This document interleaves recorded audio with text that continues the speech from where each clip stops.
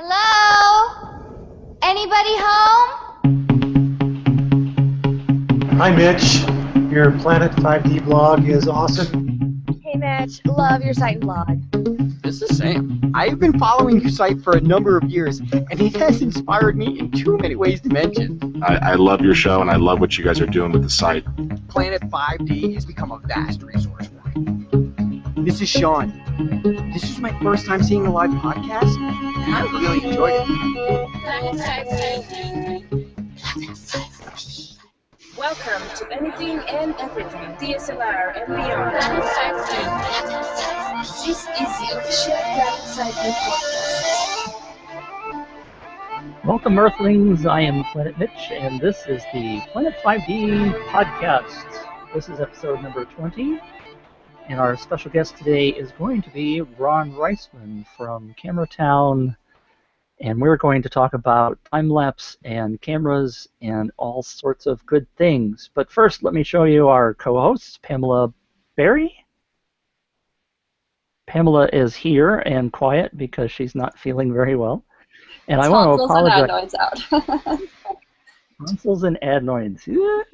I'm surprised she's even here. And I want to apologize, Pamela, for missing you last week. You were available and you woke up early to make it, and I fritzed out and didn't invite you, so I apologize. It was probably for the best. Our other co-host is Barry Anderson from barryanderson.com, who is the creator and author of the best-selling HDSLR book on the planet. Welcome, Barry. Good morning, Mitch. Good morning, Pamela. Thumbs up from Pamela. We're not going to get a whole lot out of her. And so I want to welcome Ron Risman from Camera Town. Welcome, Ron. Welcome, Mitch. Thank you for having me. Thank you, Barry and Pam, for showing up. Yeah, good to hang out here. So, I'm so thrilled to be here as well. Actually, I'm not feeling all that great today. I don't know what the story is. well, I'll just throw out there that if people are listening, we are trying a new routine. It's kind of like our own version of Penn and Teller. One of us will talk and the other one will just nod, and if you can't see it, then it doesn't really make sense. So hopefully they will put up with this on their listening device. Well, considering most people actually tune in and listen as opposed to coming to the live show to watch, I do want to thank our whopping two viewers that we have right now. Everybody, I think part of the problem is that I'm still having problems with the emails that go out for those people who signed up. And you can sign up at planet5d.com. I'm sorry, that's the wrong link. extras.planet5d.com/podcast. And I had to set up an extra website. It's a whole long story, but that's why it's called extras.planet5d.com/podcast, where you go to watch and register and do all those great things. For those of you who are in today, we have a new feature. If you scroll all the way down on the window to the very bottom where the footer is, you'll see a link there that says, click here to go to the chat room. So we actually have a chat room. So we have two ways of getting things done. If you want to ask questions of Ron, you can type them in the question box, which is right below the video. And then if you want to jump into the chat room to chat with everybody else who's in the chat room, then you would have to click on that link at the bottom. And it's kind of weird. The entire system that I'm using to manage this video broadcast doesn't have the ability for me to embed that link any higher. So, long story short, you have to go to the footer and then click that and go to the chat room, etc., etc. Anyway, that's a new feature. So, for those of you who want to come and watch regularly, we are recording on Tuesdays at 11 a.m. Eastern Time every week. So we're always glad to have you, and it's a great way to interact with our guest. You get to ask questions as well as us. So come on and join us live. Mitch, can I see the questions, or is it something you read to me? It's secret, Ron. We don't want you to see anything. You just sit there and use your brain and be intellectual, okay? Okay. Besides, I don't know if any questions are going to pop in, so I don't want you. So, Ron, Did Mitch warn you that you had to be intellectual on the podcast today, or is that news? He said nothing of the sort, actually. Okay, so I guess now would be the time if you need to run because that scares you. Now is your opportunity to get out. I should put on an intellectual hat. Oh, you got one. That's even better. We're intellectual. You got an intellectual hat.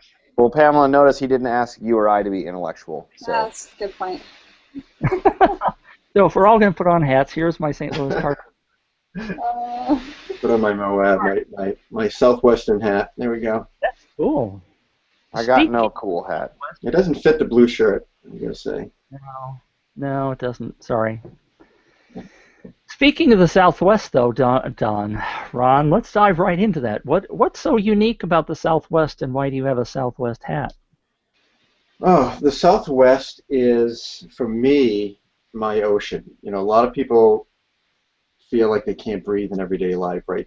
They work, they come home, they're confined to the walls, there's trees around, so they like to go to the ocean. They get this wide expanse, they can breathe. And, you know, I live 3 miles from the ocean, and yet my ocean is the desert. I love being out in the Southwest and being able to see hundreds of miles of beautiful skies and changing conditions and the climate, not having humidity, and it's just, you know, everything about the Southwest, from landscape to weather to the openness, is, I think, my affinity to it. So what are you doing there? Okay, go ahead, Barry. You can finish yours. I'll wait. What was the question? What am I doing there? I was being quiet based on what Barry said earlier. Never mind. Yeah, I'm trying to lead you into telling us, Ron, about this fantastic time-lapse workshops you've got going on. Well, you know, I've been doing time-lapse photography now for the past 5.5, 6 years, and I've been going to Moab probably for the past 25 years. And the night sky out there is so incredible, and most people don't get a chance to truly see the night sky as a planetarium. You know, even where I live, the sky is not bad, but it's nowhere near the darkness of the Southwest, or, you know, really heading out to rural America. And what's different about, I think, Moab in that region is not only do you have the dark skies, which you can get in Kansas, you can get in Vermont, you can get in a lot of places, but it's combining the landscape of the Southwest as a foreground to your night photography and nighttime lapse. So for me, it was an opportunity to share Moab with a lot of, you know, photographers know Moab, but a lot of, you know, photographers that are just starting out have never heard of Moab. They don't even, you know, it sounds like it should be in Egypt somewhere. So it's in my home state. In Utah? That's where I'm at. What part of Utah are you in, Pam? I'm up in northern Utah. Well, nice. You have dark skies up there too. Yes. I just did some stars and a time lapse out on the Salt Flats recently. I still need to finish editing and putting together. Oh, the Salt Flats. I was there a couple years ago on the Salt Flats during the races, and it was just beautiful. Yes. Absolutely beautiful. How often do they let you out of the sanitarium? Me or Pam? Pam. Well, threw up the calendar just to have something behind her. Hey, and where's this at? It's in the backcountry in Utah. Picture, and there's some Moab pictures in there too. Nice. Yeah. I feel rather embarrassed actually, because I should have put some time-lapse gear behind me that I have. I currently have the Emotomo TV3 and the Syrup Genie in my Oh, I love this syrup. I got to play with that. I should be showing those right behind me, and they're down in the basement. Sorry. I'm getting I'm having Trigger Trap is sending me some stuff to test out for some time lapse. So I'm excited to get out and play with that. Yeah, there's so much going on right now for time-lapse gear. It's really incredible. So, Ron, where is your home base then? I'm home base on the seacoast of New Hampshire. Beautiful. So you do quite a trek then to go to the Southwest. I do, but you know, if I could live there, I would. It's 4 hours from me. Now Southwest is rather large. Are there, obviously you do your workshops in Moab, is there favorite spots throughout the Southwest? Well, you know, Moab has been my favorite because I've been there so often and I know it very well. the next workshop I'm doing in October is actually going to be in the Valley of Fire State Park, which is in Nevada, and that's about an hour north of Vegas. So the goal is to really branch out and to find destinations that have incredibly dark skies, incredibly cool foregrounds, and I'll eventually. I've got some things in the works for next year where I'm going to go different places, not just Moab. So Moab will always be on the list for once or twice a year for a workshop, but I want to fill some of the other months with some other really cool destinations. And Valley of Fire is another park that a lot of, even photographers, a lot of them don't know about, because I think Vegas is so all-encompassing. When people go to Vegas, it's such a destination in itself that if they stray from there, it's oftentimes just to Red Rocks, or they go to Hoover Dam, or they go to the Grand Canyon, but they often don't think of going up towards Zion National Park and up in that northeast direction where Valley of Fire is, and it's an amazing park. It is almost like the best of Moab in one park. You've got Slot Canyon like you would have in northern Arizona. You've got rainbow vistas, which you don't have really anywhere else. You've got natural stone arches like you have in Arches National Park. Stone cabins, which are incredible for time lapse. We're going to shoot time lapses from inside the stone cabin using dollies, and start inside and light it up with LEDs. And then as the night falls, we're going to have the camera move outside and capture the Milky Way as it moves across the southwestern sky. It's beautiful. I shoot outside of Vegas every year at NAB doing a workshop with Richard Harrington, and we did Red Rock Canyon, we do Valley of Fire, and it's incredible to get an hour out of Vegas and see just this beautiful, beautiful landscape that is so unique to the Southwest. Like you said, it's incredible for photographers and for videographers to go and learn and shoot and encompass all of that into some video and photography. Just incredible. And we're going to have, speaking of Rich Harrington, he's going to be a guest instructor at the first workshop in October, from October 19th to the 21st. He's going to be helping out teaching the 3-day advanced time-lapse workshop. I might have to come down and say hi then. Yeah, definitely come down. I'm a Richard's assistant quite often. Be awesome. And then the second workshop, we have another gentleman you probably know if you've worked with Richard, is Keith Kiska. I love Keith. So Keith is going to be, and Rich, yeah, absolutely. He's going to be the guest instructor at the Motion. We have 2 workshops. So the first workshop is a soup to nuts, everything about time lapse, but without getting into motion control gear. Mm-hmm. And then the second workshop is basically starts where that one leaves off, and it's going to be all about motion control gear, learning how to do single access, dual access, triple access motion control, how to compose the shots for that kind of a perspective and change. And it's just going to be, and that's going to be a 4-day workshop. So it's going to go from powerhouse instructors and talent there. That's amazing. Yeah, it's going to be a lot of fun, and anyone who comes out to this workshop is just going to hopefully learn a ton. I mean, we've the past 3 workshops that I've done in Moab have been phenomenal, and it's more than a workshop. Like you said, when you go to the Southwest, it's an experience. Mm-hmm. It's just something. It's almost like you're landing on another planet, like you did a workshop in Mars. Oh, absolutely. Why do you think so many special effects movies are shot out there from that encompass outer space? Yeah, it's true. It's beautiful. Have you been there, Barry or Mitch? I haven't been to the Valley of Fire. I've been to Bryce Canyon. I've been all through. I've spent quite a bit of time. I've been everywhere down in New Mexico and Arizona. It's just a stunningly beautiful area. And it's hard to pick favorites, because every time you go to the next one, you don't want to leave the one that you were at previously, and then you get the new one, and you're like, oh, this is phenomenal too.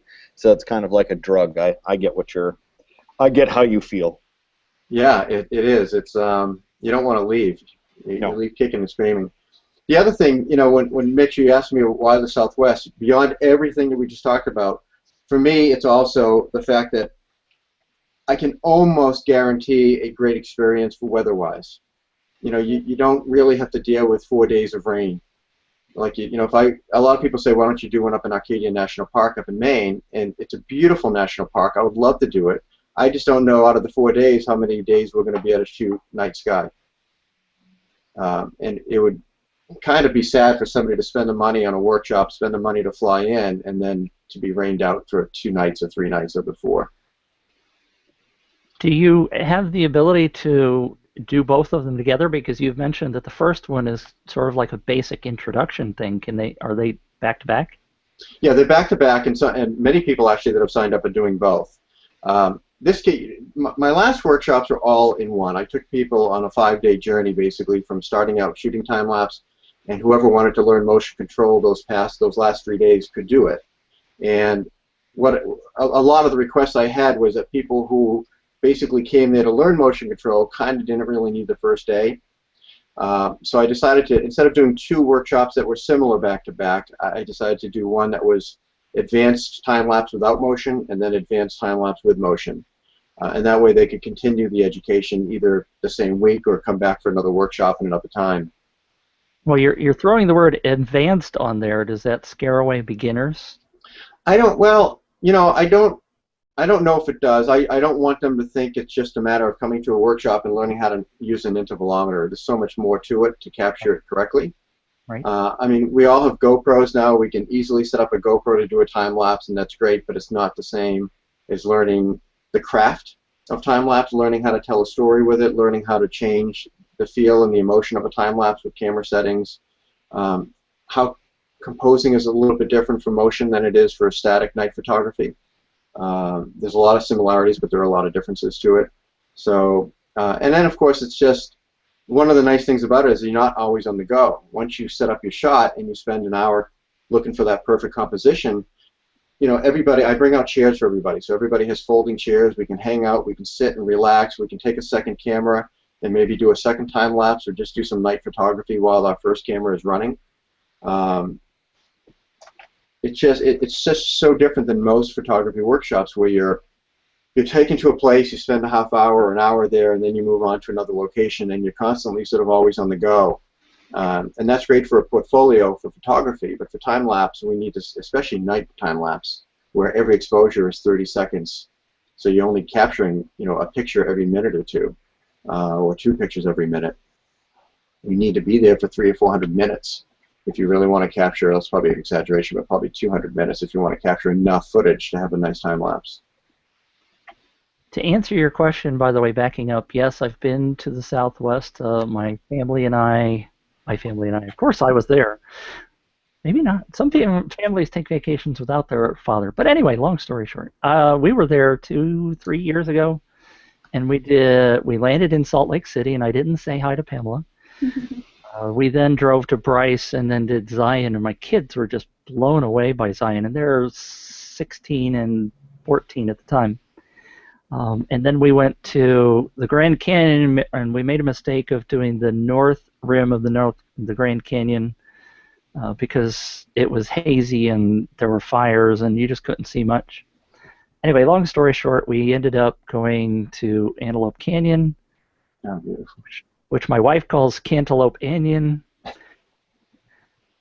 Anyways, we never made it to Moab. That was on our list, but we never made it there. So that's my long-winded answer to your earlier question. Well, I think you picked some great spots. Zion National Park is incredible, and Antelope Canyon is, you know, a staple of every photographer's portfolio. It should be. I can't wait to go back. I really need to go back. Right at the end, we managed to dawdle long enough that the sunbeams started coming through. We were not on the photographer's tour where they charge you more to get the sunbeams, but our tour was delayed, and so we actually got some sunbeams. And if you go to my Facebook, there are some. No, it's not on Facebook. Anyway, forget about that. But yes, now I forgot where I was going with all of that. Gosh, I'm so long-winded. I blow myself away, don't I? Crazy. It's excitement. It's passion. It is, and to do one of these workshops, not only do you start having the light bulbs go off with your camera and your equipment and developing your eye, but you get more excited to keep doing it and to keep doing it and to get better and to be motivated to go out and find those different areas, even if it's in your own home state, wherever that is, but you open your eye to possibilities of your surroundings to go out and take pictures.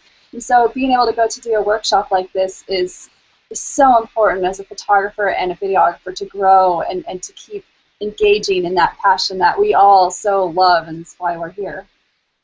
You know, it's funny, a lot of the photographers that come to the workshop are very advanced professional photographers in the realm of sports or landscape or whatever it may be that they're specializing in, wedding photography. but very few of them have really done night photography. And one of the things we did at the last workshop is we shut all the lights off in the conference room during the class session. We had everyone set up a camera in the back. We turned off all the lights, and we're asking them to shoot the scene with a long exposure. And most of them don't understand how you're going to shoot, the camera's going to see anything in the dark. Oh, really? You know, when you're out shooting the Milky Way, the camera doesn't see the Milky Way. Yeah. You know, you're looking basically at a black screen. We're teaching them how to focus, you know, at night, and they're just, I think they're just amazed at when you dial in the proper settings, that what the camera can see that they just had no idea the camera could do that. Oh, absolutely. When we were teaching workshops at NAB for time-lapse and panoramic, at the end of the night, I said, hey, let's do some light painting. And doing the light painting, that's where most of the light bulbs went off in people's heads. Like, oh, I get it. And it was so fascinating to see that in their eyes and that excitement for something completely different from what they normally do, but that they can apply that to what they do. Yeah, and it's almost like almost like new photography for them all over again. Mm-hmm. Oh, absolutely. You know, and you're right. And then all of a sudden, sports and action makes sense, and image blur makes sense, and dragging a shutter, they understand that term better. Mm-hmm. You know, there's so much at these workshops that seem, I almost take it for granted that most people would know this, but they don't. And starting from square one with people that really know photography is interesting, because like Pam said, you can see the light bulbs going off, and they don't want to go to bed. You know, they'll spend 4 days out there nonstop, 24/7, if their bodies allow them to, because they're just so excited about what they're capturing, and just being out under the stars. Do you think, Ron, that this also goes to people who need to do time-lapse during the daytime? Should they attend? You know, I'm constantly seeing, like, you know, filler scenes on TV shows where they do a time-lapse of the city before going to the next scene. Well, we cover, you know, it's funny, because we spend so many hours out at night shooting, I call it a night sky time-lapse, but we get out generally about 2.5 to 3 hours before sunset. So that we have time to actually do some daytime time lapses, some day to night, what they call Holy Grail time lapses. Those are the things that are really, really difficult. Shooting a static time lapse during the day doesn't need a 3-day workshop. You know, learning how to capture without flicker, you could probably do that in a day. But we combine that with learning daytime, learning how to do day to night, learning the multiple methods and the benefits and drawbacks to each on how to do day to night time lapses, and then of course shooting the night sky. So we cover it all, and you know, on the time-lapse workshop website, I try to let them know that it's night sky time-lapse workshop and more, and more is covering all those other variables such as day to night and learning how to shoot clouds, people, cars, city streets. When they leave that workshop after 4 days, they truly know how to capture any scene.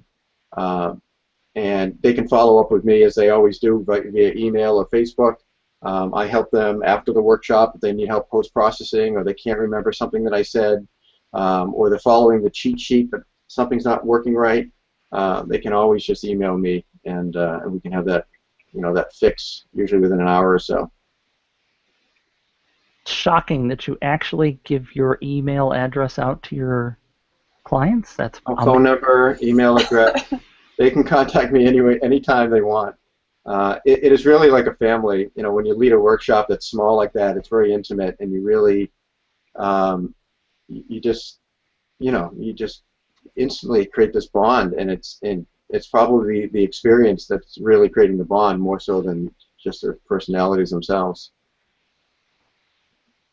What do you think the current status is? I mentioned that a lot of TV shows and are throwing time lapse in there, and I know I shouldn't say this, but people comment to me if I highlight a time lapse on Planet 5D, I get comments back to say, "Oh gosh, not another time lapse, aren't we?" Well, you know, their time lapses are definitely oversaturated right now, but they're beautiful.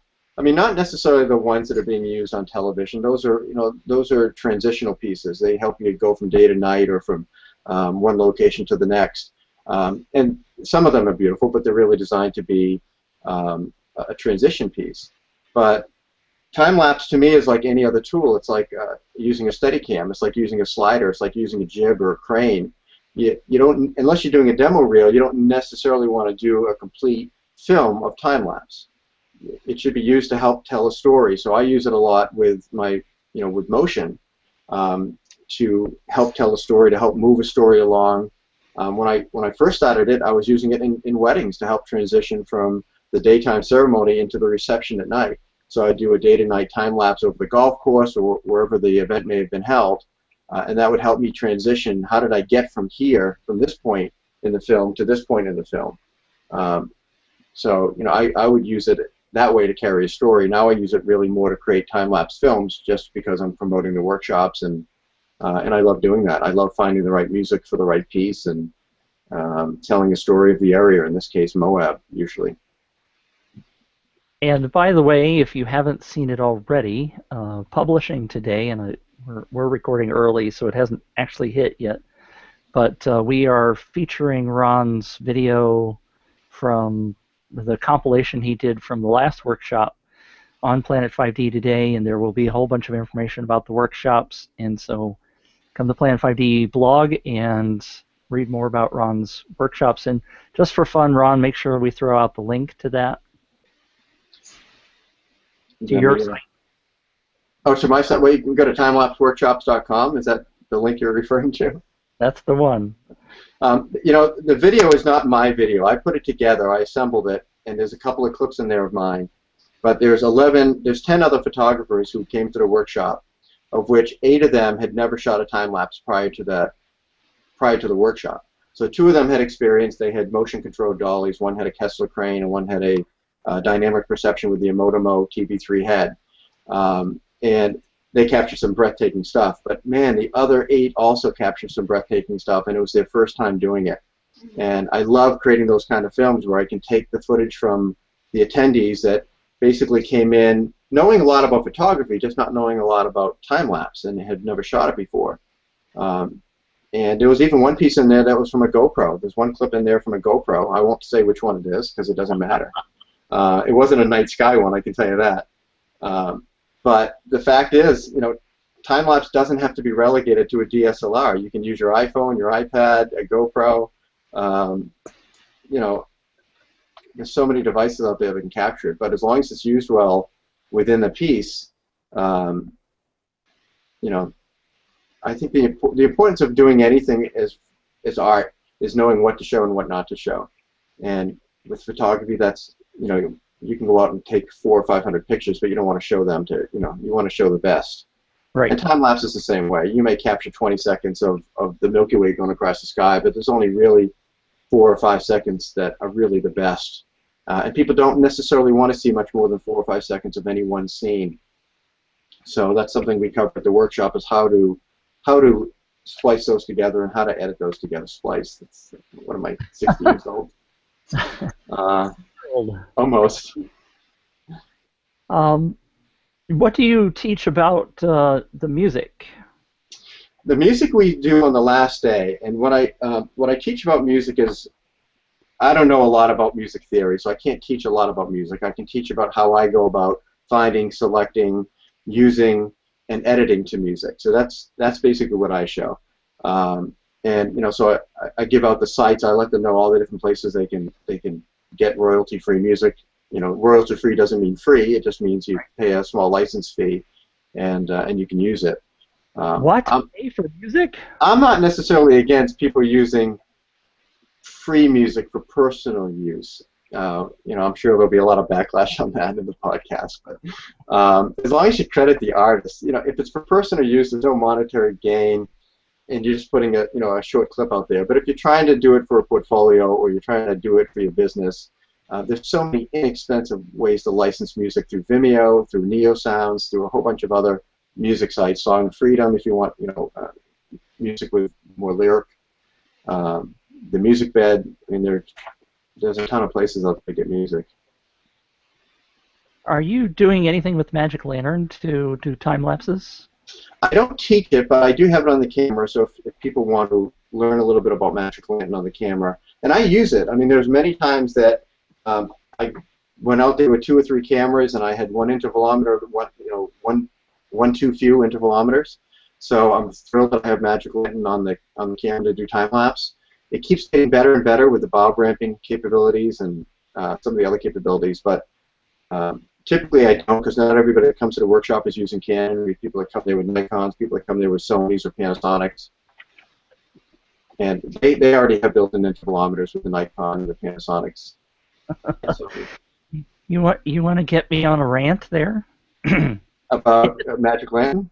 No, it just slays me that all these other manufacturers have the ability to do a time lapse built into their cameras, but Canon doesn't. And every time I talk, I think I've told you why, right? My Canon rep said, "Oh, it's so we can sell accessories." yes, Exactly what Canon told me. and I have asked Canon people as well, and they swear up and down that that's not the reason. I mean, I specifically told them that, that's you obviously want to sell more accessories, and they say no, they just don't think that pros need that feature. No, that's what my Canon rep told me. I believe you, but the people that I've spoken to at Canon swear up and down that it is not the right reason. Oh, of course. No. Well, I think there's a lot of features that Magic Lantern has uncovered that could potentially have been put in by the manufacturer. But they're trying to, like Pam said, they're trying to protect other product lines with features. I mean, look at 4K video. I mean, Canon has to figure something out. How do I put 4K in a Canon Mark IV and not step on the C300 or the C500 or the 100? They have a balancing act to do, and I applaud Sony for just going for it, and Panasonic for that matter. Right. Competition is healthy, and there aren't a lot of big camera companies anymore, but the ones that are out there seem to be doing a lot to push Nikon and Canon in the right direction. Speaking of Planet 5D and that particular topic, there's an article that Hugh wrote today that is an open letter to Canon, which I highly advise everybody to read because it's controversial, and just go read it. Why are you laughing, Barry? Are you laughing at me? No, I'm not. I'm working. I'm working here in editing, and my co-editor is saying funny things from across the table. I see. So you're working while doing a podcast. Well, he's working. I'm on the podcast. Let's be honest.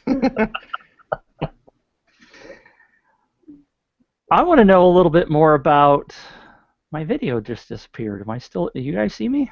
I see you. Yeah, you're fine. Okay. I want to know a little bit more about the other thing that you do for a living called CameraTown.com. What can I tell you about CameraTown.com that you probably don't already know? CameraTown was a blog that I started. I don't even know if it's I call it a portal more than a blog. I started in 2004, and this is the 10th year of CameraTown. And I don't honestly spend a lot of time updating it. Over the past 4 years, it's really become more of a deals site, where people come. I put some of the news up there that I find worthy. I just don't have a ton of time to put all of it up there. Right. So it used to be basically, a bunch of news and product reviews, and even product reviews, they take so much time. And over the next 3 months, I'll be coming out with a few more product reviews from different products that I've been using, from backpacks to time-lapse, live Wi-Fi devices, and that kind of thing. So you will see product reviews coming back to it, but I've been so busy just with planning the workshops and doing some of the other stuff that I do with my cinematography that, unfortunately, it's kind of just become something on the back burner for me.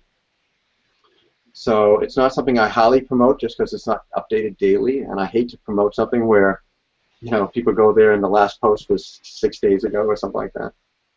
Well, that means that what they should be doing is coming to my site, not yours. I don't have a problem with that. I don't have a problem with that. But if you want to buy something, come to my site and click on that. There. Oh. Sure. I'm going to take this time to quickly bow out. I got to get to the doctors, but awesome conversations going on. And come down to the workshop. Yes, I'll talk to you about that. That'd be awesome. Okay. All right, bye. Thanks, Pamela. Ron and I actually met, I think it was 3 years ago, at the Canon dinner at NAB for the Canon Press dinner, which was really awesome, and I got to sit down and chat with chat with Ron. That was a while ago. That was probably 5 years ago, 6 years ago. Oh, no. I've only been to 4, so it couldn't be that. Maybe it was 4 years ago. Yeah, maybe. I'm not that old in terms of NAB years. Not yet. And that was probably my only NAB I've been to. Was it really? Yeah, I used to go to CES a lot. I mean, I've probably been to 18 consumer electronics shows, and NAB was my first one and only one. I've been to Photo Plus many times. I've never been to Photokina. I haven't either. This year, I think, would be a good year for Photokina because there's a lot going on. It would be a great year, except I'm going to another training thing, so I won't be able to go. Boo-hoo. I was thinking about going this year. Some people I know obviously are going, so I will not be able to make it. But Camera Town is sort of more focused on photography, is it not? Photography and DSLR video. I put up a buyer's guide a couple of years ago, and I do press releases of all this, sliders and dollies and motion control gear and things that relate to time lapse, and they often overlap into the cinematography world. Typically, what Camera Town turns into whatever it is I'm doing. So, when I got into cinematography with a 5D, it became a cinematography/photography site. So, sliders and anything to deal with, making better use of your DSLR for video. And over the past year or two, it's become definitely focused on time lapse and dollies and motion control units, and trying to bring people to different places with their photography. Because I don't think any one of us anymore are just static one thing. I don't think we're all just doing photography. We're all kind of putting our toes into different waters, becoming. I think you have to for the client. You have to become what they want. There's a question for you. I'm not a photographer, so I don't speak from this, so I'll ask you. I think photographers, unless they're on the borderline of retiring, are trying to dip their feet into video to kind of augment their income stream. Do you think people that are doing video are doing photography to increase their revenue stream, or do you think they more just play in the video world and don't do stills? I think people in the video world probably don't get into the stills world. I think I think they're so used to the collaborative nature of what cinematography is that the photography world seems like a one-man kind of band. And even I started out with video when I was 20, and I got into photography when I was probably 35, and I've been there, and then I got back into video when the 5D came out, in whatever year it was, what year was it, 2008? Yep. Yeah. And now I do both, but I won't, I typically favor cinematography over photography. I do photography more as a passion, and I do cinematography more for a living. But time-lapse sort of merges those, because time-lapse gives me, I guess, it's stills in motion. Yeah. So it allows me to combine that. So to answer your question, yes, I think photographers, I think when photographers dip their toes in video, I think they realize it's a lot more than just what they thought. It's a lot more than just putting the camera on a tripod and hitting record. Photographers are so used to automatic lenses, automatic controls. Very few photographers even use manual control. They're in aperture priority or shutter priority. And when you get into video, it's a whole new world of using ND filters and shutter speeds and the 180 rule and sliders and dollies and keeping the camera stable. But there's a lot of, I see a lot of garbage out there. I see a lot of, video being done by photographers, and you can tell that they haven't taken the time to learn it. And of course, there's a lot of brilliant stuff out there as well. So I'll just recap then. You're saying that photographers are lazy, right? Photographers are lazy? Because they use everything automatic. No, I'm just kidding. Well, no, I wouldn't say that at all. It's just a totally different, it's a different workflow. I learned this the hard way. About 5 years ago, I wanted to get into doing cinematography for weddings, because at that point I was doing second shooting as a photographer. And I was doing it really to figure out whether I wanted to do weddings as a photographer. And at one point, I asked my boss, I guess you'd call her, the woman who I was shooting for, I asked her if she would mind if I shot some video at the next wedding that we did. And she goes, sure, as long as it doesn't interfere with what I need you to capture for stills. I said, yeah, not a problem. Well, I tell you, it was the worst experience in the world and the best experience in the world to learn what I learned, which is you cannot go from photography to cinematography or to video at a wedding. Anyway, because the lenses are not the lenses are improper. The lens I'm going to use for photography is not the one I'm going to use for the video. Having a flash on the camera means not having a light. The settings that you use to capture with a flash, when you're shooting with video, you typically want f1.8 lens or an f2.8 lens. You want to shoot ISO 1600 or higher if you have to when you get into a dark reception. Photography, you don't typically do that. You typically use on-camera flash or off-camera strobes to actually be your light source, so you don't have to shoot at 1600 or 2000 or f1.8 and have a depth of field that that's the nose on the person. So it's a totally different animal, and I spent half the day, I think, in my bag switching out lenses, just switching out gear, microphones for flashes and all this stuff. And that was the first and last time that I ever tried to do both. And now I strictly do wedding cinematography. I don't do photography. If somebody calls me, I refer them because there are people that specialize in that, posing and all. I mean, there's just each art form is very unique, even though you're using the same device to capture it. That's your quote for you, Mitch. You can put that on the top. I can. And my little sound bit isn't ready, so forget it. I have one that would fit that perfectly, but I don't know where it is. That's the problem with having a soundboard that doesn't have keystrokes on it. That's a whole long story, Ron. I have a soundboard program that has a whole bunch of audio clips on it, and sometimes I play them in the middle of these shows, but I'm still learning how to find them properly. Like the Boing Boing box, where you can have all these special effects? Yes. This one I know how to find quickly, though. Ta-da! Anyway, sorry. The total sidebar there. And for those of you who are watching, by the way, let me remind you, if there is a question box down below, that if you want to ask questions of Ron before we let Ron go, please feel free to chime in and ask a question. Drop me into the quicksand. What kinds of things do you think are on the horizon for time-lapse? Have we discovered absolutely every possible variation, and now it's just repetition of everything? Before so. time-lapse used to be just stationary, and then we got into motion, and we're now doing a whole bunch of new things. But what's yet to be discovered? Well, I don't know what's yet to be discovered, but I can tell you that every day I see new stuff that continues to push time-lapse forward and forward. I'm going to see if I have my notes here so I can see who this person was. Enrique, I'm going to probably say his name wrong, Pacheco, created a time-lapse. Where did I get an error message that popped up? I think this might kill my Hangout. It says page unresponsive Google Hangout. Are you still seeing me? Yes. Yep. Okay, well, I'm not going to touch anything then. Okay. Okay or anything. He created a time-lapse, what he's calling a flow lapse. And he basically he shot it with a Nikon D800. So he has 36 megapixels to work with. And he planned out every shot. You've got to see it. It's really hard for me to explain.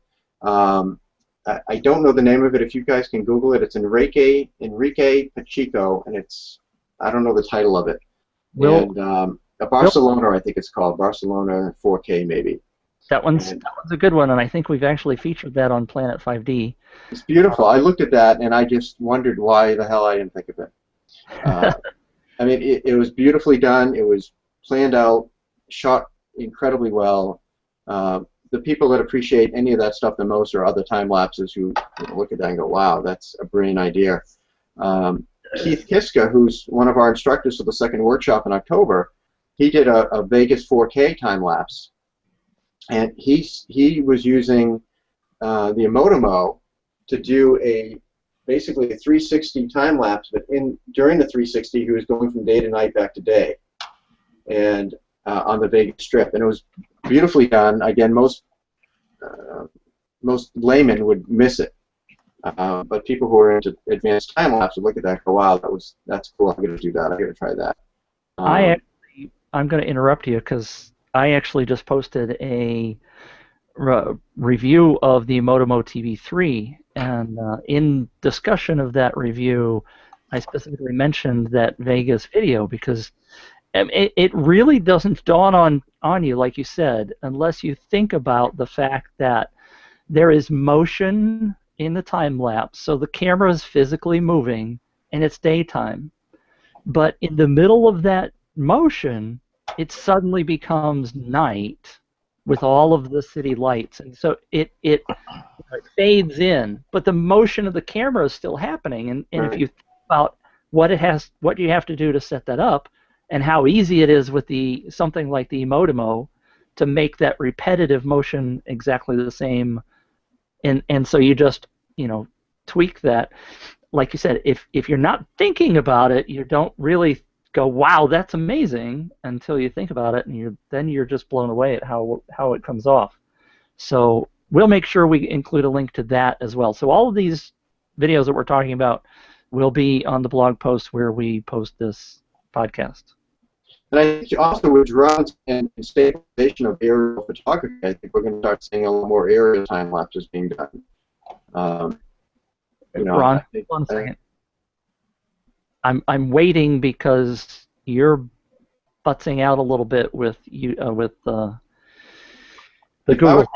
My screen is frozen, so I can't see you guys anymore. It's just locked. And Google is asking me to go to a page. Is there another page I can sign back on?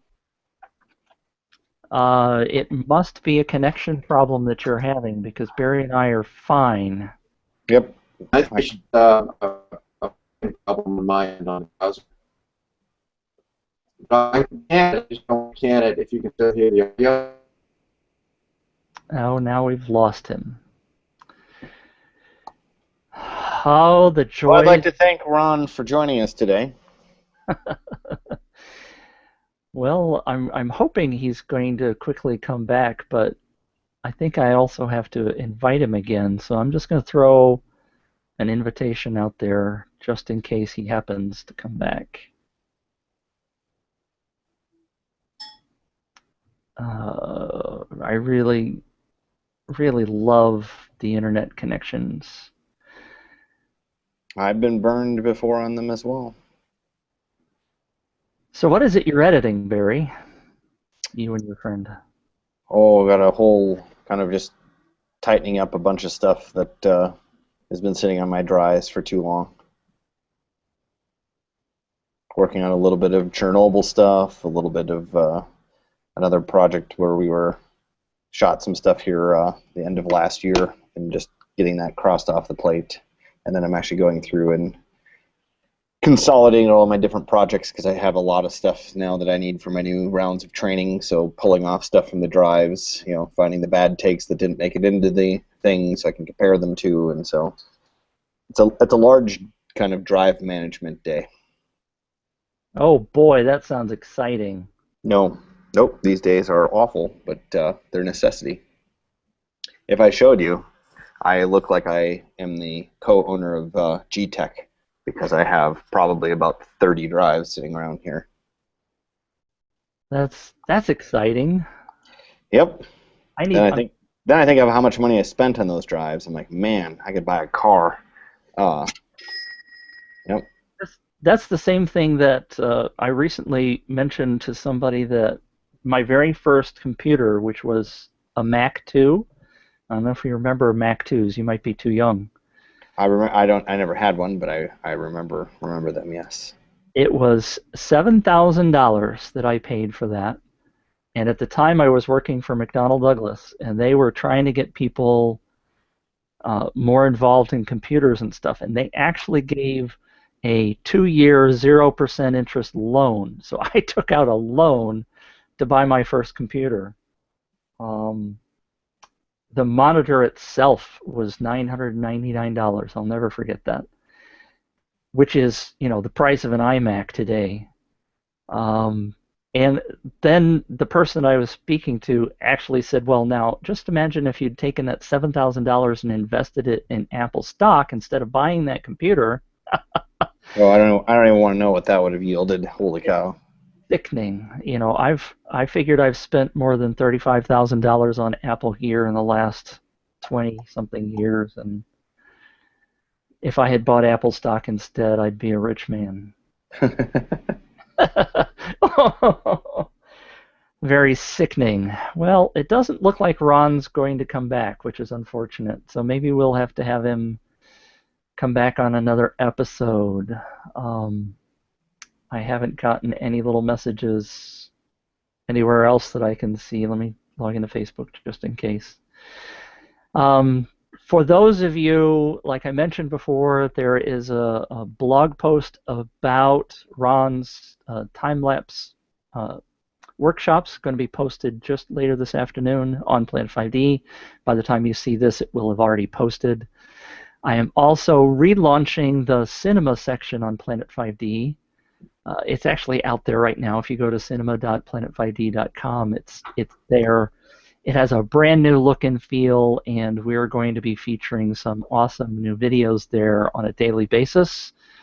And there will be a blog post about that very soon as well. I think that's coming today. Before we end up wrapping up, Barry, is there anything you would like to say?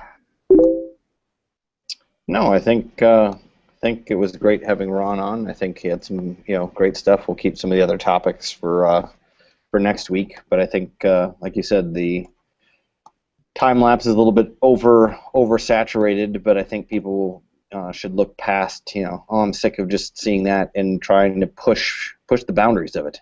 Just because there are time lapses out there doesn't mean there's not every day another possibility of how you could restructure that, how you could use a new piece of equipment, how your ingenuity can do something different. And so I think the more we can keep pushing ourselves, I think it's good.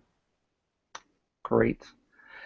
Ron is chiming in, but we're already at almost an hour, so I'll schedule him for another time. Yeah, love to have him back.